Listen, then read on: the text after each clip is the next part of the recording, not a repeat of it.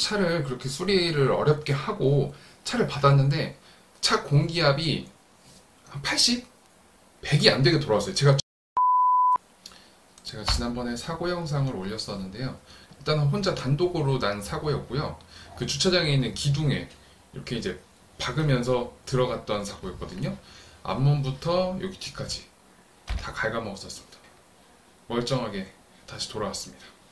근데 조금 문을 여닫을 때 사고 안 난 부분이랑 사고 난 부분이랑 비교해보면 약간의 차이가 있거든요. 한번 보여드릴게요. 보시면은 여기는 사고 안 난 문.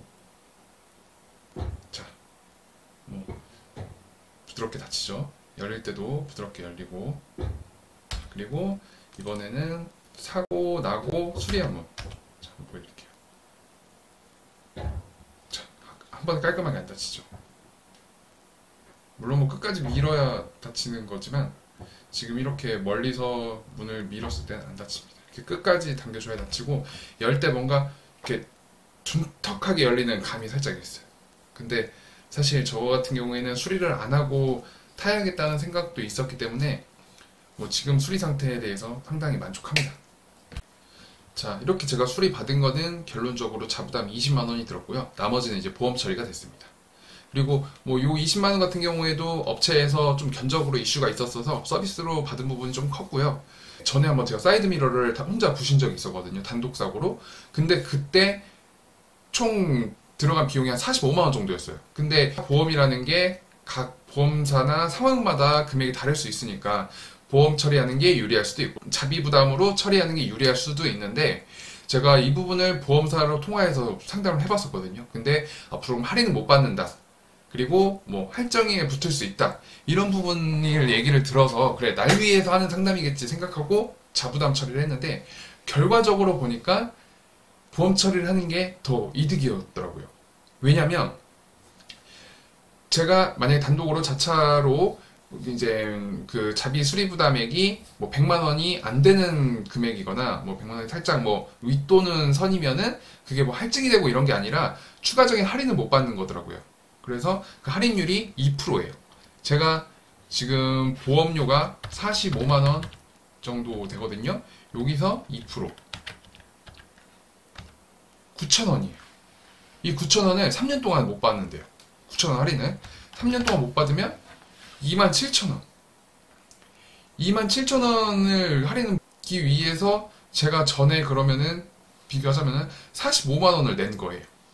사이트, 어떻게 보면 보험료랑 지금 비슷해서 헷갈리는데 100만 원 선이면은 100만 원, 뭐 200만 원 요 선이면 한번 상담 받을 때 제가 그럼 앞으로 할인을 못 받게 되는 금액이 얼마입니까? 라고 정확히 물어본 다음에 자부담으로 할지 아니면 보험 처리를 할지 결정하는 게 좋을 것 같습니다.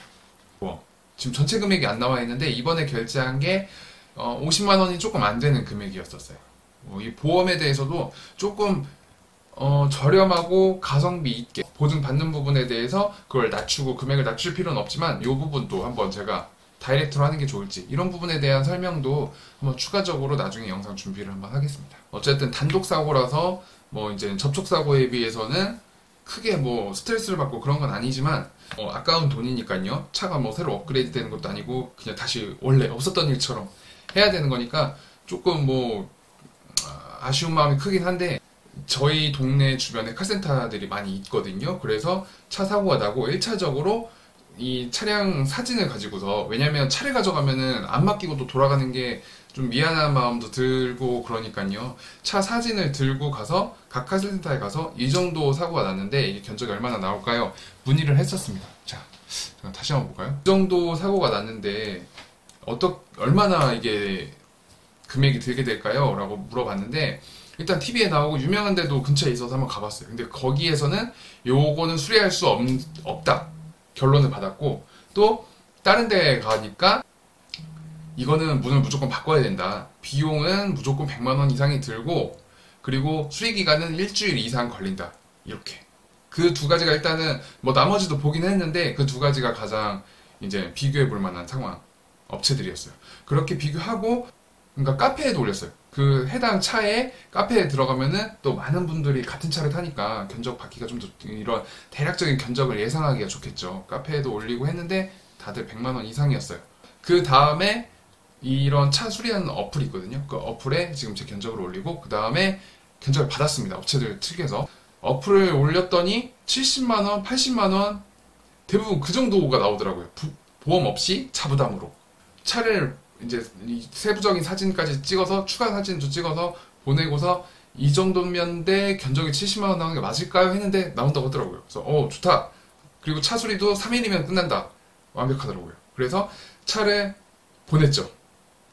근데 그 업체에서 좀 비용이 더 나올 것 같다. 100만원 이상이 나온다.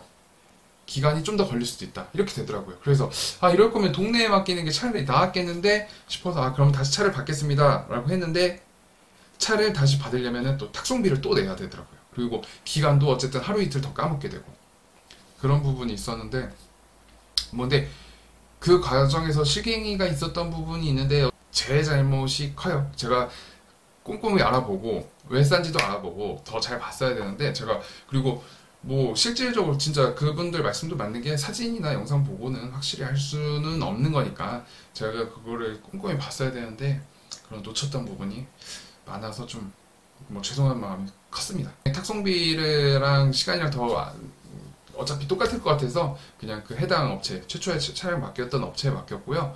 뭐 감사하게도 그 업체에서 할인도 제가 원래 지금 보험 자차 보험 할증이 30%예요. 최대 30만원. 그래서 원래 30만원을 지불했어야 되는데 그쪽에서 다행히도 뭐 10만원 정도의 서비스를 맞춰줘서 이렇게 그래도 차를 좀 마음에 들게 수리할 수 있었습니다. 차를 그렇게 수리를 어렵게 하고 차를 받았는데 차 공기압이 한 80?